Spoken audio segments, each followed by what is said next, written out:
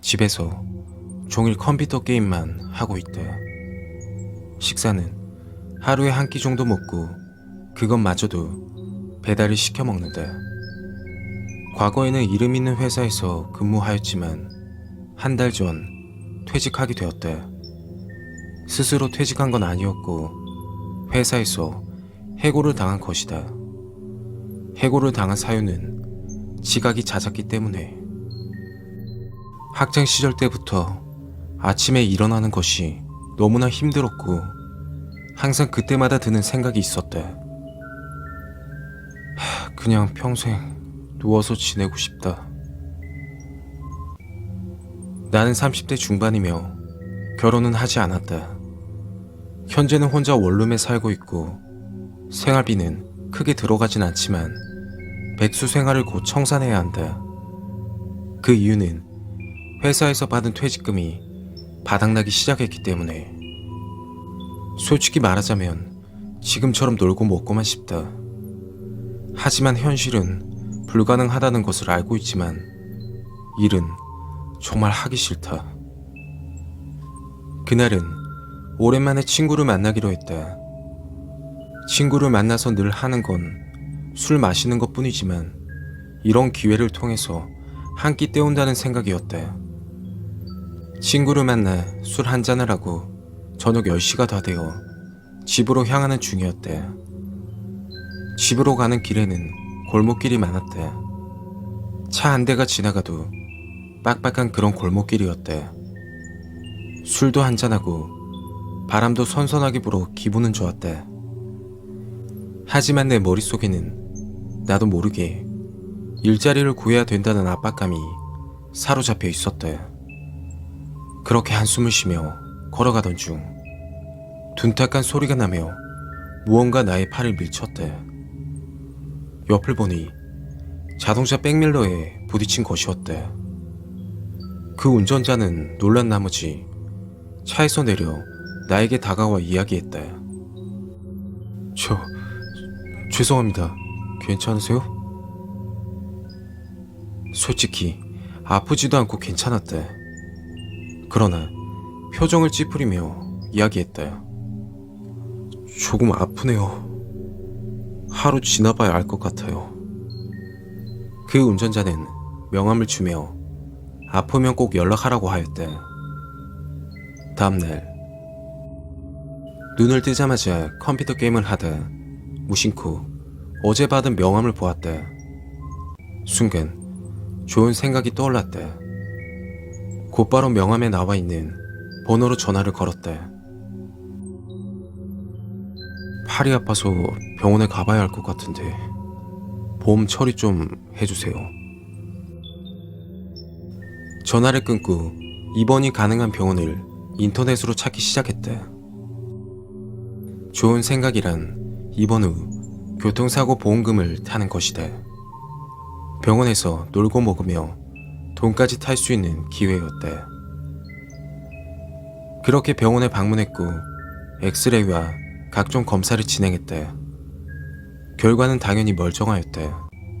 하지만 교통사고는 후유증이 심하다고 알려져 있기에 입원을 하기로 했대.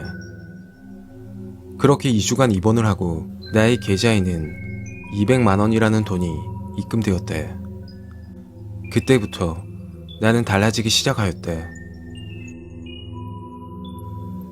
그날부터 좁은 골목길로만 다녔고 운전자가 볼 수 없는 사각지대에서 숨어있다 차가 나올 것 같으면 지나가는 등 사고를 유발하기 위해 노력했대. 그런데 접촉사고가 발생하는 것이 쉬운 것은 아니었대. 어쩌다 사고가 나더라도 큰 돈이 되는 것도 아니었고 결국 이 짓은 포기하게 되었고 또 다른 방법을 찾게 되었대. 집으로 도착 후 인터넷 카페를 뒤지기 시작하였대. 그 카페는 보험 관련된 카페였는데 신기한 게시글을 보게 되었대. 제목은 4인 파티 구합니다 라는 글이었는데 게임 카페도 아니고 보험 관련된 카페였대. 신기해서 클릭을 해보았대. 내용은 아무것도 없었고 전화번호 하나만 덩그러니 적혀 있었대. 궁금한 건 못 참는 성격이라 곧바로 전화를 걸었대. 네, 안녕하세요. 혹시 카페 보고 연락드리는데요. 4인 파티 되시나요? 죄송한데 설명 좀 해주실 수 있나요? 그가 설명해주는 것은 기발한 방법이었대. 4인 파티라는 건 자동차에 4명의 사람이 타고 있는 것인데 상대방과 고의로 사고를 일으켜 보험금을 타내는 것이었대. 사람이 많을수록 보험금이 올라가니 많이 탈수록 좋다고 하였대. 나는 주변에 놀고 있는 후배들과 친구를 섭외했다. 그리고 친구에게 오래된 중고차를 빌렸고 모든 준비를 끝냈다. 그날도 그 카페를 종일 지켜보던 중 게시글 하나가 올라왔다. 4인 파티 오늘 저녁 8시 잠실. 곧바로 약속을 잡고 후배와 친구들을 데리고 잠실로 향했다. 약속 시간에 맞춰 도착했고 상대방은 기다리던 중이었대. 상대방 차 안에도 운전자 포함 4명이 타고 있었다. 그 차에서 남자 1명이 내려 이야기했다. 여기서는 교통카메라 때문에 안 되고요. 일단 따라오시죠. 그 차는 서울 외곽으로 향했고 인적 드문 곳으로 도착했다. 그리고 그 운전자는 나에게 전화를 했다. 준비되셨죠? 천천히 서행하세요. 네, 알겠습니다. 통화를 끊고 천천히 서행을 하던 중 옆에서 둔탁한 소리가 나며 접촉사고가 발생했다. 곧이어 보험회사를 불렀고 과실은 5대5였다. 결국 모두 병원에 입원을 하였고 인당 200만원 이상씩 받게 되었다. 쉽게 돈을 벌게 되니 욕심도 커지기 시작했다. 사고에 대해 자세하게 알아보기 시작했고 사고가 심하게 날수록 입원 기간도 길어지고 보험금도 더 받을 수 있다는 사실을 알게 되었다. 후배와 친구들은 무섭다며 더 이상 하지 않으려고 했고 혼자서라도 진행하기로 했다. 인터넷 카페에서는 4인 이상이 되어야만 가능하다고 했지만 혼자 하는 대신 뒤에서 접촉한다고 하였다. 뒤에서 접촉하게 되면 나의 과실이 많이 나와 상대방에게 유리하였기 때문에 그날 저녁 약속 장소에 도착하여 늘 하던 대로 인적 드문 곳으로 향했다. 그렇게 앞차는 서행을 하며 출발했고 나는 안전벨트를 풀고 출발했다.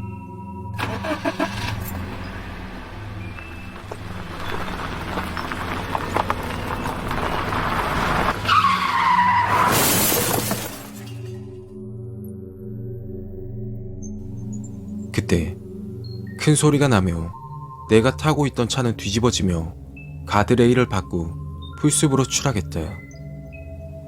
한적한 도로에 덤프트럭이 다가오는 걸 보지 못하고 보험 사기를 위해 앞차만 신경 썼던 게 화근이었다. 그 사고 후 척추를 쓰지 못하게 되어 평생 누워 있어야 한다고 했다. 늘 버릇처럼 말하던 그 말, 일하지 않고 놀고 먹고 싶다는 그 말, 결국 내가 원하는 삶을 살게 되었다고 이야기할 수 있을까 싶다.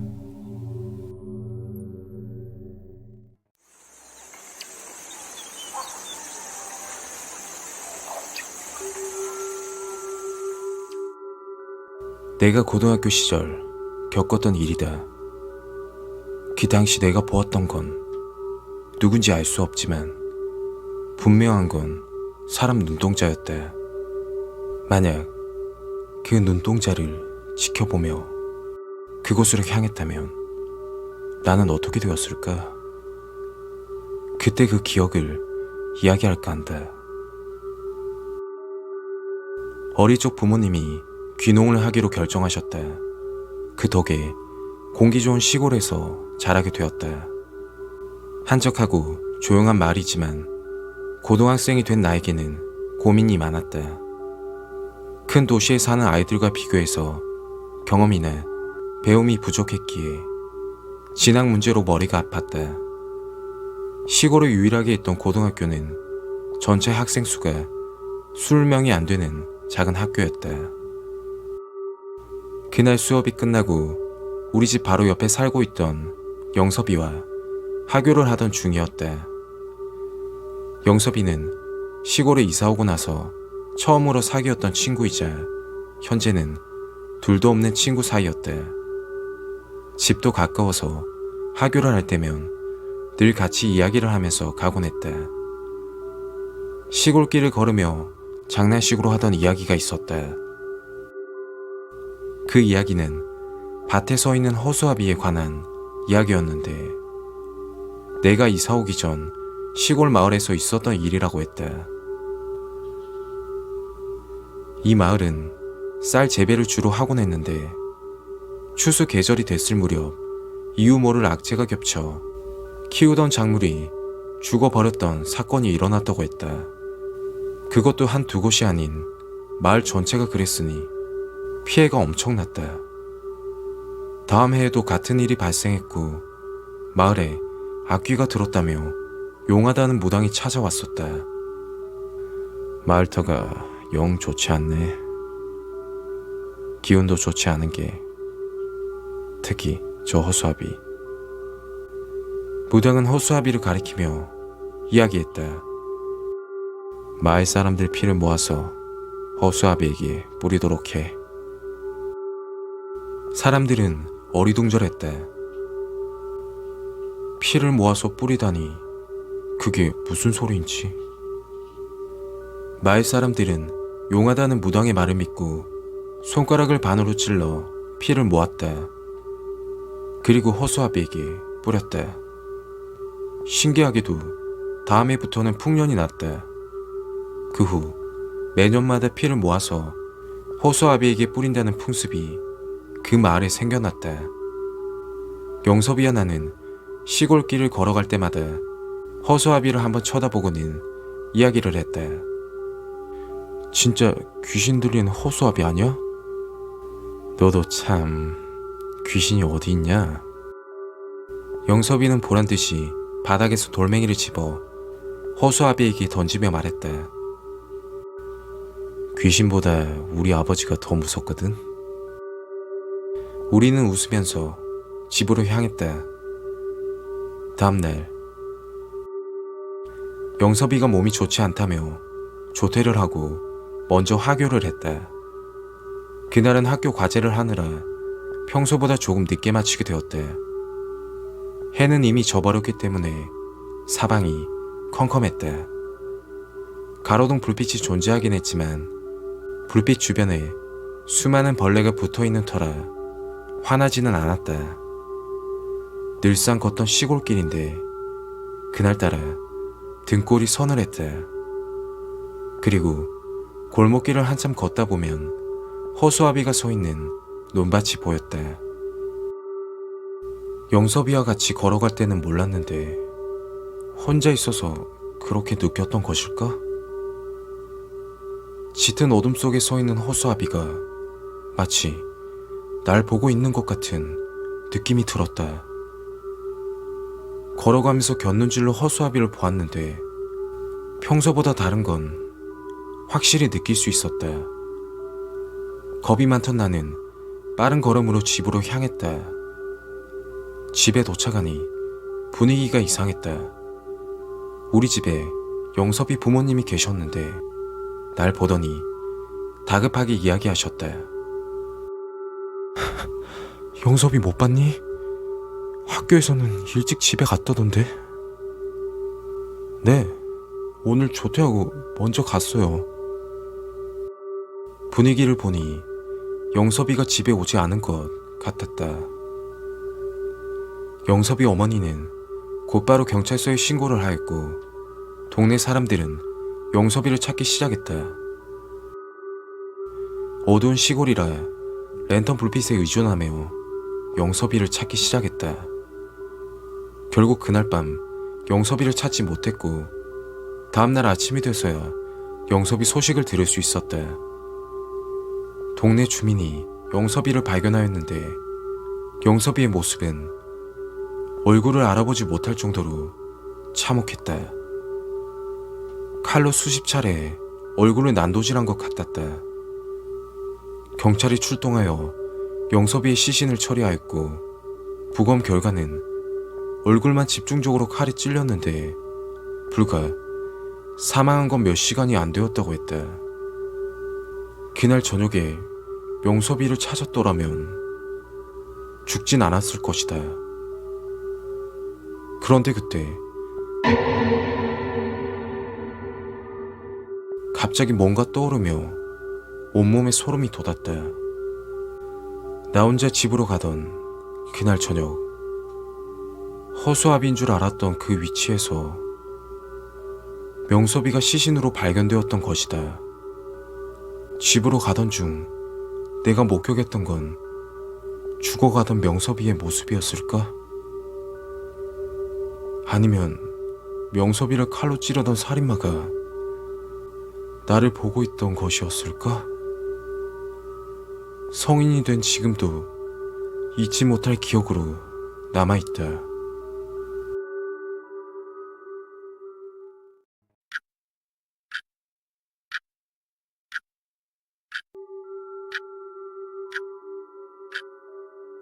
나는 결혼 5년차 평범한 가장이다. 연애 결혼을 한 건 아니었고 어머니 지인분께서 소개를 해주셨다. 그 당시 부모님 연세가 있으셨고 내가 결혼을 하여 안정되게 사는 걸 원하셨기에 서둘러 아내와 결혼을 하게 되었다. 신혼부터 아내와 트러블이 잦았다. 식습관부터 좋아하는 것까지 모든 게 나와 맞지 않았다. 돼야만 하면 싸우기 일쑤였으니 그렇게 의미 없는 하루하루를 살아가게 되었다. 그날은 아내와 저녁을 먹고 일찍 잠자리에 들었다. 그렇게 시간이 지난 후 인기척 소리에 나는 슬그머니 눈을 떴다. 옆에서 자고 있던 아내가 일어나 방문을 조용히 열고 나갔다. 이 사실을 알게 된 건 한 달쯤 되었다. 처음엔 화장실에 가는 줄로만 알았는데 한참이 지나도 아내는 방으로 들어오질 않았다. 일어나서 거실로 가보니 아내는 집 밖으로 나간 걸 알 수 있었다. 문득 시계를 보니 새벽 1시가 가까워지고 있었다. 이 새벽에 나에게 말도 없이 나간다는 건 분명 무언가 있다고 생각했다. 그리고 내가 일어날 쯤 되면 아내는 주방에서 아침 식사를 준비하고 있다. 이런 생활이 벌써 한 달째. 아내에게 단도직입적으로 물어보고 싶었지만 물어보지 못했다. 최근 아내와 부부 관계도 없고 사이도 서먹한 상태라 돼야만 하면 언쟁이 높아졌다. 그래서 더욱 물어보질 못했다. 아내를 관찰한 결과 하루도 빠짐없이 새벽 1시에 집 밖을 나갔고 새벽 5시쯤 집에 들어왔다. 4시간 동안 뭘 하다 들어오는지, 그것도 새벽 시간에. 처음엔 나도 출근을 해야 했기에 신경 쓰지 않았지만 시간이 지날수록 궁금증이 커지기 시작했다. 그날 저녁은 아내를 미행하기로 했다. 새벽 1시. 그날도 아내는 조용히 방문을 열었다. 나는 곧바로 눈을 뜨고 아내가 현관문을 열고 나가길 기다렸다. 잠시 후 문이 닫히며 나가는 것을 확인했다.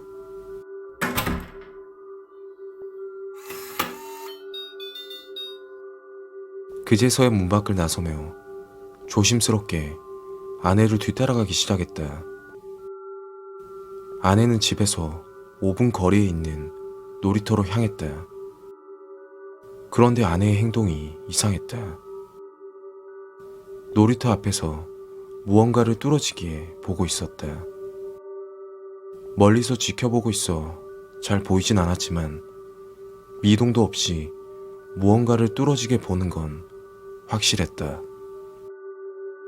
새벽 시간, 아무도 없는 놀이터에 아내의 이상한 모습을 보고 있으니 섬뜩하기까지 했다. 그렇게 서 있던 아내는 미끄럼틀 옆에 있는 시소를 타기 시작했다. 그런데 그때 처음 들어보는 이상한 웃음소리가 들렸다.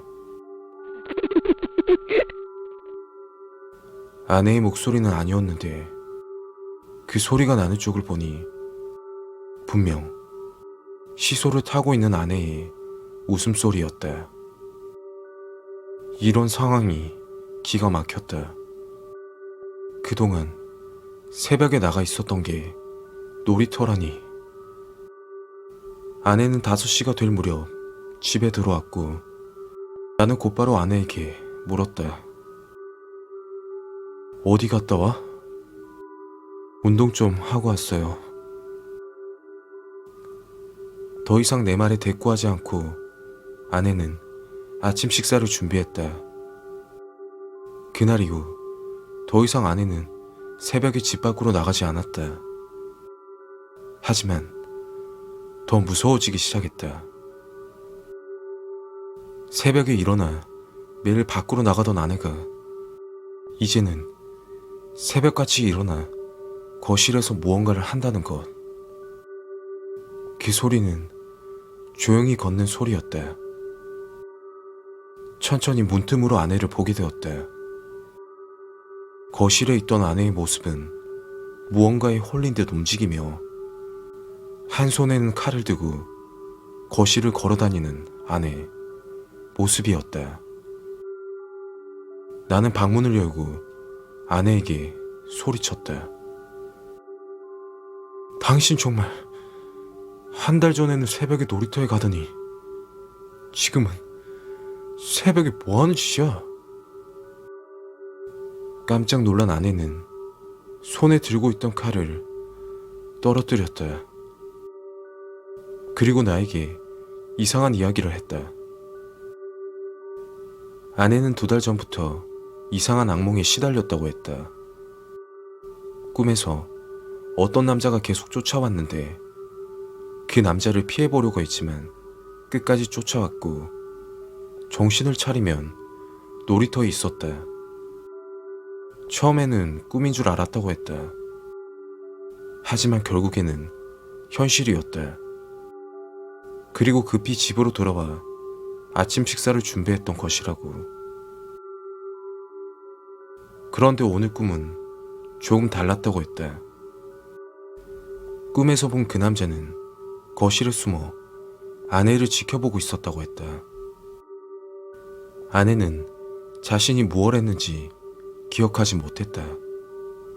자신도 모르는 사이에 주방에서 칼을 꺼내 두리번거리고 있었던 것. 그때 내가 아내에게 소리치지 않았더라면 그 후 아내가 어떤 행동을 했을지 너무 무서웠다. 결국 아내는 병원 치료를 받게 되었고 병원에서는 목류병 진단을 받고 약물 처방을 받게 되었다. 그렇게 몇 차례 병원을 다니며 치료를 받았다. 병원에서 치료를 시작하자 일주일 정도는 잠도 푹 자고 컨디션도 좋아 보였다. 그렇게 아내의 악몽은 끝이 날 거라 생각했다. 그런데 한 달 후 잠을 자다 부스럭거리는 소리에 잠을 깼다. 힘겹게 눈을 뜨는 순간 너무 놀라 그 자리에서 움직일 수 없었다. 아내는 두 손으로 칼을 높이 들고선 날 보며 미소를 지으며 웃고 있었다.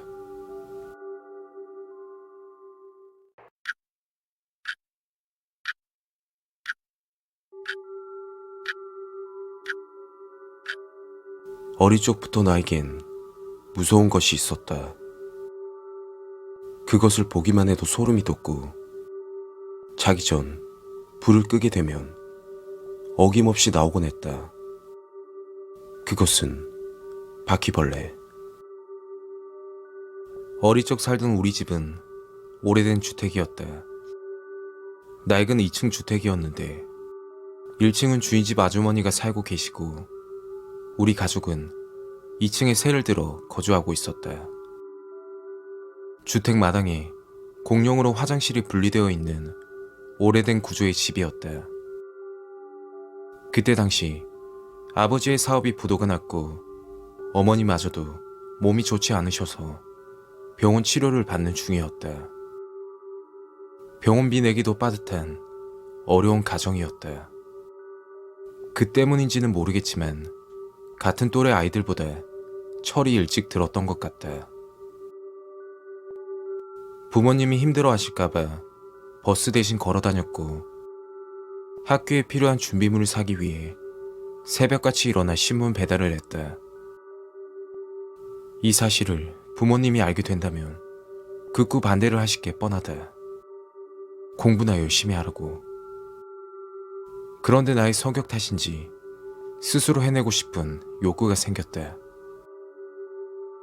신문 배달은 주로 새벽 5시부터 시작한다. 2시간 정도 배달을 하고 학교로 가는 편이라 새벽 4시에 일어나 모든 준비를 끝내야 한다. 그날도 기지개를 피며 힘겹게 일어났다. 그리고 전등 스위치를 눌렀다.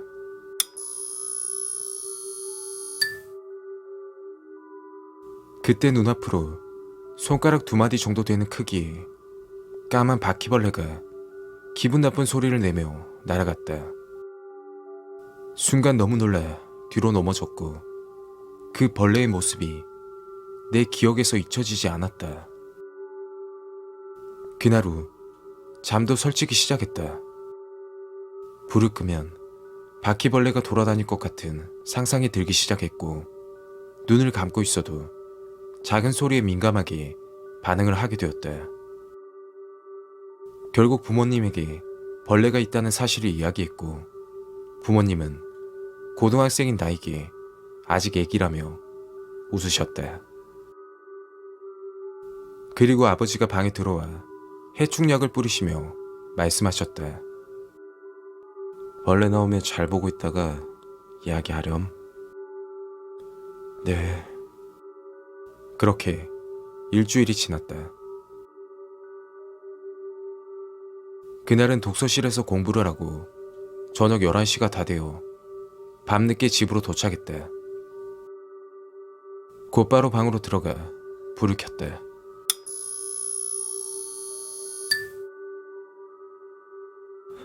아빠! 불을 켜자마자 까만 바퀴벌레 수십 마리가 재빨리 어두운 곳을 찾아 숨어버렸다. 정말 그 순간은 어떤 경험보다 무서웠던 기억이다. 아버지는 다급하게 내 방으로 오셨고 그날은 부모님 방에서 잠에 들게 되었다. 다음날 아버지는 내 방에 연막탄을 설치했다. 웬만한 바퀴벌레나 해충들은 연막탄 하나면 해결이 된다고 하셨다. 모든 창문과 방문을 닫고 연막탄을 피웠고 그날 오후가 돼서야 방문을 열고 환기를 시켰다. 내 방문을 여는 순간 믿을 수가 없었다. 아무리 오래된 낡은 주택이라고 해도 벌레가 이렇게 많을 줄은 상상하지 못했다. 얼핏 봐도 바퀴벌레 수십 마리와 이상하게 생긴 처음 보는 벌레도 있었다. 이제 연막탄으로 제거했으니 걱정 말고. 아버지는 웃으시면서 방으로 들어가셨다. 아직까지 방에서 자는 게 무섭긴 했지만 아버지 말씀을 듣고는 조금이나마 위안이 되었다. 다음날 모처럼 주말이라 낮잠을 자고 있었다. 수능 준비에 신문 배달까지. 항상 잠이 부족했다. 낮잠을 자는 도중 갑자기 얼굴이 매우 가려웠다. 무의식적으로 가려운 부분을 손으로 짓눌렀다. 그때 기분 나쁜 물컹한 무언가 만져지며 소스라치게 놀라며 일어나게 되었다. 바로 그것은 바퀴벌레였다. 그 이후로 내 방에는 벌레가 점차 많아지기 시작했다. 아버지에게 말씀드렸지만 집이 워낙 오래되어 그런 것이라며 형편이 괜찮아지면 이사를 가자고 이야기하셨다. 그날부터 부모님 방에서 자게 되었고 내 방은 공부를 할 때 외에는 들어가질 않았다. 그날은 공부를 하기 위해 밤늦게 방에서 있었던 날이었다. 공부를 하고 있던 도중 책상 밑에서 코를 찌르는 악취가 올라왔다. 하수구 냄새도 아니었고 곰팡이 냄새도 아닌 무언가 썩어가는 냄새가 진동을 했다. 악취가 나는 쪽은 책상 아래 장판 부분이었다. 곧바로 고개를 숙여 장판을 들춰보았다. 장판 아래를 보는 순간 밖으로 뛰쳐나가 화장실로 향했고 화장실 변기에 머리를 대고 헛구역질을 했다. 장판 아래에 있던 건 보일러 배관으로 보였는데 그 구멍 안에 수십 마리 바퀴벌레가 움직이고 있었다. 아마도 1층 주인집에서 벌레가 올라온 것 같았다. 다음날 아버지에게 이 사실을 이야기했고 아버지는 방으로 들어와 장판 밑을 확인하셨다. 나는 학교 갈 시간이 다 되어 집을 나섰다. 그날 저녁 아버지는 나를 부르며 말씀하셨다. 이사를 가게 될 것 같다. 네? 갑자기요? 아버지는 충격적인 이야기를 꺼내 놓으셨다. 악취가 나는 장판 밑을 확인하던 도중 보일러 배관이 1층 주인집과 연결이 되어 있는 것을 확인했고 1층 주인집에 찾아갔었다고 했다. 아무리 문을 두드려도 나오지 않자 그냥 집으로 올라가려던 참이었다. 그때 1층 주인집 안방 창문으로 미세하게 무언가 보였다. 사람이 자고 있는 모습이었는데 그것은 평범한 모습은 아니었다고 했다. 느낌이 좋지 않아 곧바로 119에 신고를 했다. 결국 아버지는 급하게 문을 따고 들어갔다. 그 광경은 말로 표현하지 못할 정도로 끔찍했다. 그리고 코를 찌를 듯한 악취가 진동했다. 곧이어 경찰까지 출동했다. 주인집 아주머니는 혼자 살고 계셨는데 심장마비로 사망하셨고 사망한 지는 3주 정도 되었다고 했다. 그중 가장 무서웠던 이야기는 주인집 아주머니 시신 주변에 우리 집에서 봤던 바퀴벌레가 수십 마리가 있었다고. 고등학교를 졸업하고 장학금을 받으며 나는 대학 생활을 하고 있다. 그 사건 이후 이사를 하게 되었고 현재는 대학교 기숙사에 생활하고 있다. 아직까지 불 꺼진 방에 들어가기가 너무 무섭다.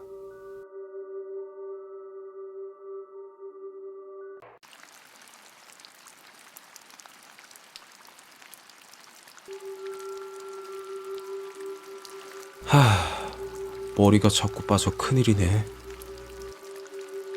나는 30대 후반 혼자 사는 남자다. 외모는 그럭저럭 나쁘지 않다는 소리를 듣지만 문제는 숱이 없는 머리였다. 머리만 감으면 수없이 빠지는 머리카락. 이제는 내 나이보다 더 들어 보인다는 소리까지 듣게 되었다. 이대로는 안 되겠다 싶어 가발 전문점을 찾았다. 가발을 진작 생각 못한 건 아니었지만 불편하기도 하고 티도 많이 날 것 같다는 생각이 들어서 꺼리던 중이었다. 그렇게 가발을 고르던 중 가게 주인과 흥미로운 이야기를 하게 되었다. 우리 집에는 특별한 가발이 존재하거든. 이 가발은 돈을 더 주고서라도 사려는 사람들이 줄을 서 있어. 그래요? 무슨 가발인데요? 영업 비밀이니 자세하게 알려줄 순 없고, 이 가발을 쓰는 순간 탈모 걱정은 끝이야. 이야기를 듣고서는 수상하긴 했지만 거울 속 내 모습을 보고 고민할 처지가 아니었다. 그럼 저도 그 가발로 좀 부탁드릴게요. 주인이 이야기한 특별한 가발을 주문하고 집으로 향했다. 가발이 완성되려면 일주일 정도 기다려야 된다고 하였다. 며칠 후 집에서 무료하게 시간을 보내고 있을 때 친구에게 전화가 왔다.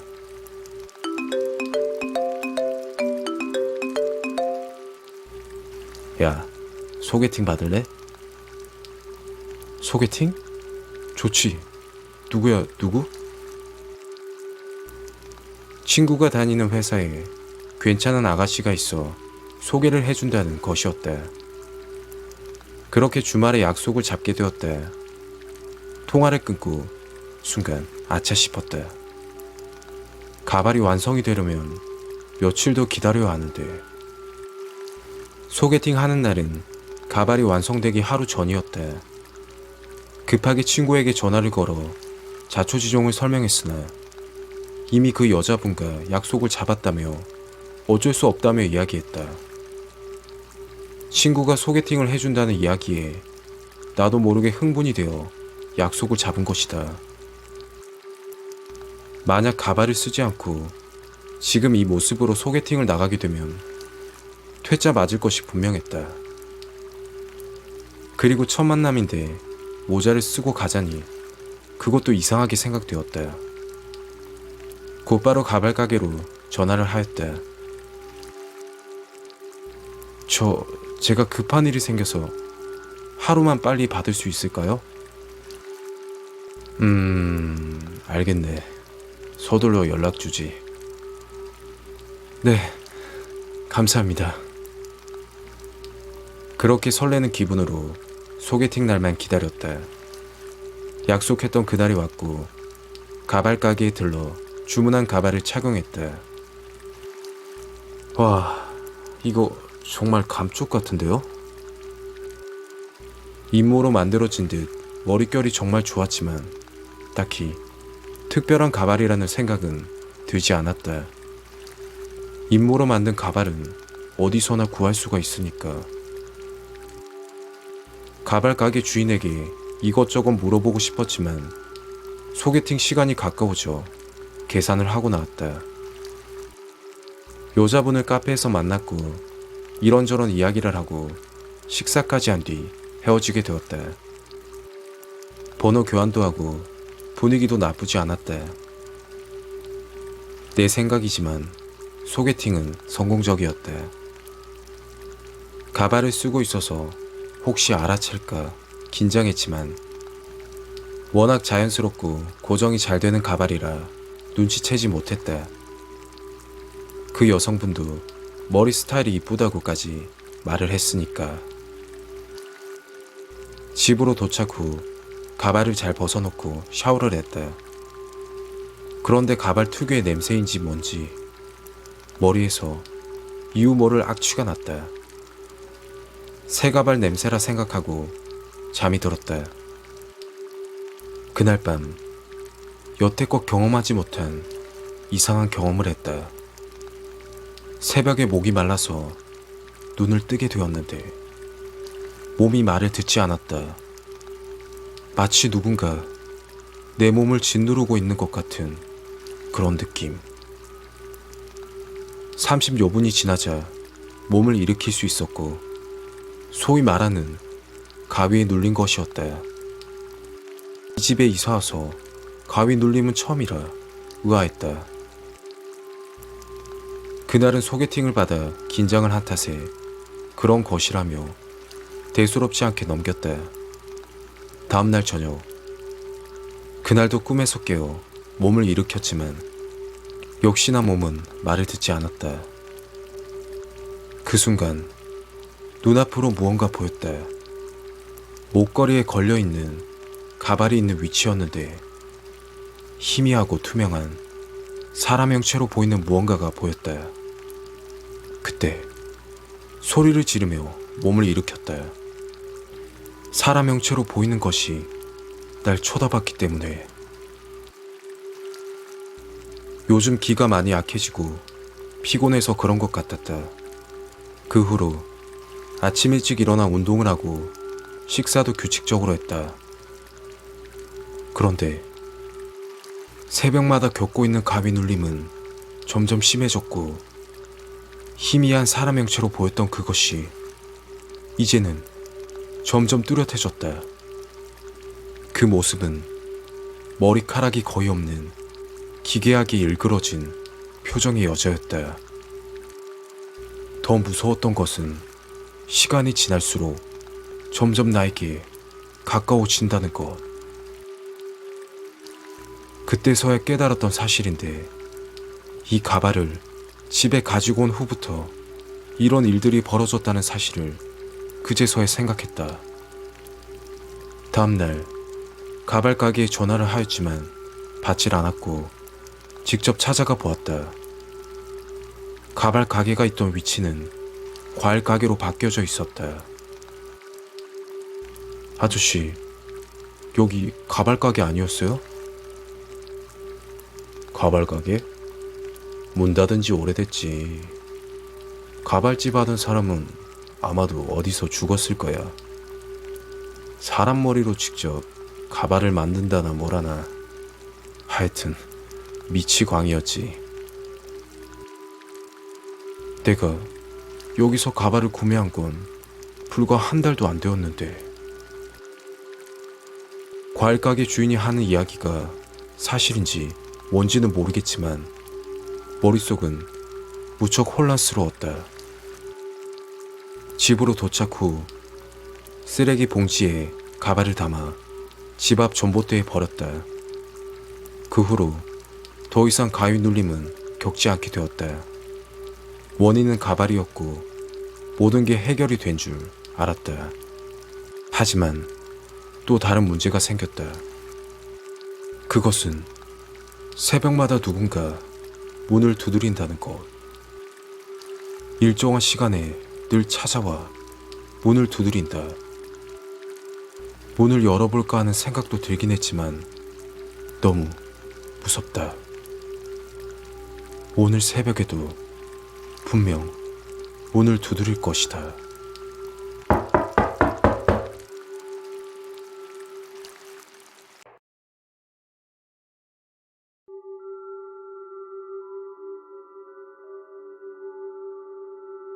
모텔 방에서 소름 돋는 이상한 경험을 했다. 아무리 생각해봐도 이해가 가지 않는 일이다. 지금으로부터 3년 전, 나는 서울에 살고 있는 평범한 직장인이다. 나의 직업은 특성상 지방 출장이 매우 잦았다. 업무를 끝내고 나면 곧바로 서울로 올라갈 때도 있지만 시간이 늦거나 너무 피곤하면 근처에 있는 모텔에서 쉬고 올라가는 편이다. 그날은 부산으로 출장을 가게 되었는데 스케줄이 많이 늦어져 일을 끝내고 나니 저녁 10시가 다 되어가고 있었다. 피곤하기도 하고 모텔 방에서 시원한 맥주도 한잔하고 싶었다. 해운대구 근처에는 모텔촌이라 불리는 거리가 있었는데 그냥 보기에도 좋지도 나쁘지도 않아 보이는 모텔을 찾아 들어가게 되었다. 어서 오세요. 몇 분이세요? 혼자 묵을 겁니다. 그렇게 모텔 주인에게 키를 받고 편의점으로 향했다. 시원한 맥주를 사들고서는 모텔 방으로 들어갔다. TV 채널을 바꿔가며 맥주를 한 잔 마시던 중 모텔 방 안에 있는 네모난 각티슈가 눈에 보였다. 여러 가지 광고들과 전화번호가 나와 있었는데 그중 눈에 띄는 광고가 보였다. 그것은 티켓 다방이라고 적혀 있었다. 예상으로는 아가씨가 커피 배달을 해주는 그런 곳으로 보였다. 나는 평소에 업소를 들락거린다거나 그런 쪽을 밝히는 사람은 아니었다. 아마도 그때는 일적인 긴장도 해소되었고 서울이나 수도권 쪽은 티켓 다방이라는 게 잘 없어서 호기심과 무료함이 느껴져 더욱 그랬던 것 같다. 티켓 다방이라는 곳에 전화를 걸었다. 네, 말씀하세요. 제가 처음 이용을 하는데 가격이 커피 한 잔에 10,000원이고요. 2차 즐기려면 시간당 추가 요금이 있습니다. 아가씨 취향 말씀해 주시면 맞춰서 보내드릴게요. 아무나 보내주세요. 티켓 다방 주인이라는 사람과 통화를 끝내고 20분 정도가 지났을 때였다. 모텔 방문을 두드리는 소리가 났고 서둘러 방문을 열었다. 모텔 문 앞에는 30대 초반으로 되어 보이는 여자가 서 있었고 손에는 분홍색 보자기를 들고 있었다. 들어오세요. 머리를 질끈 동여매고 짙은 화장을 한 가슴이 살짝 파인 흰색 블라우스에 짧은 치마를 입은 다방 아가씨였다. 이런 경험이 없어 많이 어색했다. 어색함도 잠시 모텔방에 같이 앉아서 이런저런 이야기를 했다. 처음에는 커피만 마시고 이야기만 할 생각이었는데 막상 이런 분위기가 되다 보니 티켓 다방 주인이 하던 말이 생각이 났다.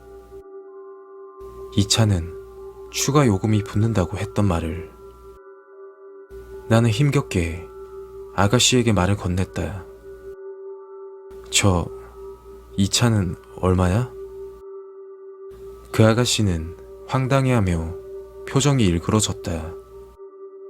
내 생각으로는 이런 쪽 계통 아가씨는 손님이 웬만큼 진상이 아닌 이상 오히려 돈을 더 벌 목적으로 이 차를 권할 것이라 생각했다. 그런데 아가씨는 이상하게 반응도 미지근하고 다른 곳을 쳐다보며 인상을 쓰고 있었다. 그 순간 나를 무시하는 것 같은 생각이 들었다. 화가 나서 지갑에서 10,000원짜리 한 장을 꺼내 바닥에 던지며 말했다. 야, 그냥 가라. 아가씨도 짜증이 났는지 바닥에 떨어진 10,000원짜리를 주워 도망치듯이 방을 나갔다. 단순 호기심 치고는 비싼 커피 한 잔 값에 화가 났다. 그날은 편의점에서 사온 맥주를 마시며 잠이 들었다. 다음날 잠에서 깨고 보니 어제 일이 머릿속에 떠올랐다. 돈 아까운 건 물론이며 갑자기 화가 나고 열이 받았다. 어제 걸었던 다방으로 전화를 걸었다. 어제 저녁에 커피 시켰던 사람인데요. 제 방에 왔던 그 아가씨 좀 바꿔주세요. 다방 주인은 안 된다며 말도 없이 끊어버렸다. 나는 집요하게 전화를 걸어 바꿔달라고 했다. 안 된다고 하던 다방 주인이 결국에는 어제 모텔에 온 아가씨를 연결해 주었다. 야, 네가 뭔데 사람을 무시하냐? 서울에 잘나가는 업소 애들도 너처럼은 안 해. 아니, 오빠. 방에 사람이 하나 더 있으면 2명을 부르던가. 아니면 따로 방을 잡고 각 방에 하나씩 있든지. 그 아가씨가 하는 말은 이랬다. 내 방에 들어온 아가씨는 나와 또 다른 남자를 보았다고 했다. 그 남자는 검은색 스웨터를 입고 머리가 까진 아저씨였는데 소파 의자에 앉아서 무섭게 노려보았다고 했다. 아무것도 하지 않고 그 아가씨만 보고 있었다고.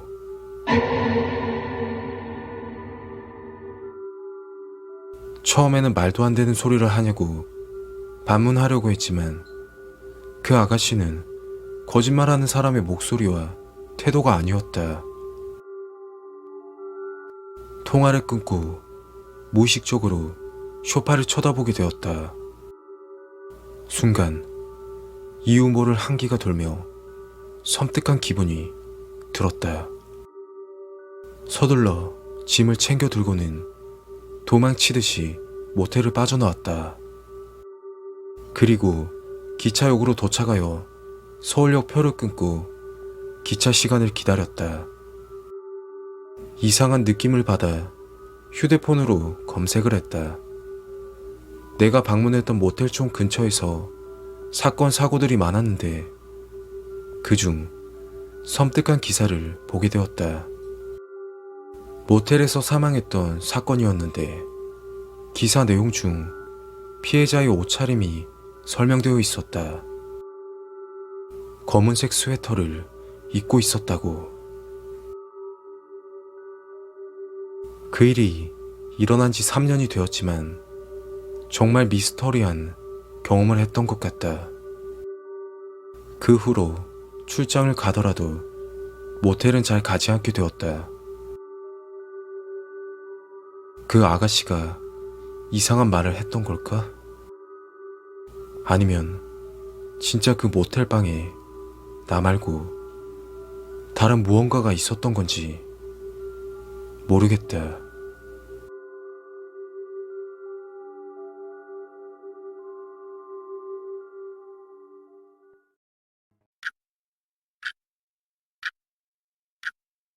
거울에 비친 내 모습. 이게 내 모습이 맞을까? 부풀어 오르는 부자연스러운 코하며 괴상하게 일그러져 버린 내 얼굴. 그때 멈췄으면 어땠을까? 후회를 해도 이미 늦은 것 같아. 2달 전쯤 30도가 넘는 무더운 날이었다. 날씨가 더운 탓에 시원한 음료를 한 잔 마시기 위해 카페를 들리게 되었다. 그 카페에서 아르바이트 하던 여자분이 계셨는데 딱 내 이상형이었다. 하얀 피부에 커다란 눈. 첫눈에 반한 거라고 보면 될 것 같다. 마음 같아서는 당장 번호라도 받아내고 싶었지만 그럴 자신이 없었다. 30살이 가까우시도록 여자 손 한번 못 잡아본 나였으니 말 다 했지. 모태솔로에다 숫기도 없고 말도 잘 못하는 편에다 얼굴도 별로였던 나라서 더더욱 그랬던 것 같다. 그 후로부터 매일 그 카페를 가기 시작했다. 먼 발치에서 얼굴이라도 보려고 말이다. 그 여자는 나의 존재를 전혀 모른다. 이대로 살아서는 안 되겠다는 생각이 머릿속에 번쩍 들었다. 뭔가 변화를 주어야 하겠다는 생각이 사로잡혀 여태껏 모았던 적금을 깨고 대출까지 받게 되었다. 그 이유는 성형수술을 하려고 생각했기 때문에. 강남의 유명한 성형외과에 예약을 하고 방문을 하게 되었다. 저 눈이랑 코만 좀 고치고 싶은데요. 안면 윤곽도 같이 하시면 훨씬 괜찮을 것 같습니다. 의사의 말에 나는 반문을 하며 이야기를 했다. 안면 윤곽 수술은 위험하지 않나요? 그 의사는 수술 도중 사고는 한 건도 없을 뿐더러 자신있게 이야기하며 수술을 적극 권했다. 수차례 고민을 한 후 수술을 하기로 결정을 하였고 수술 날짜만 기다리고 있던 중이었다. 마치 수능 보는 수험생인 것 마냥 설레는 기다림이었대. 나는 수술하기 하루 전날까지 그 여자를 보러 카페에 갔었고, 수술을 성공적으로 끝내고 용기를 내서 고백을 하기로 마음을 먹었대. 그렇게 수술 당일이 되었대. 전날 밤부터 금식을 하고 잠도 설치며 병원으로 향했대.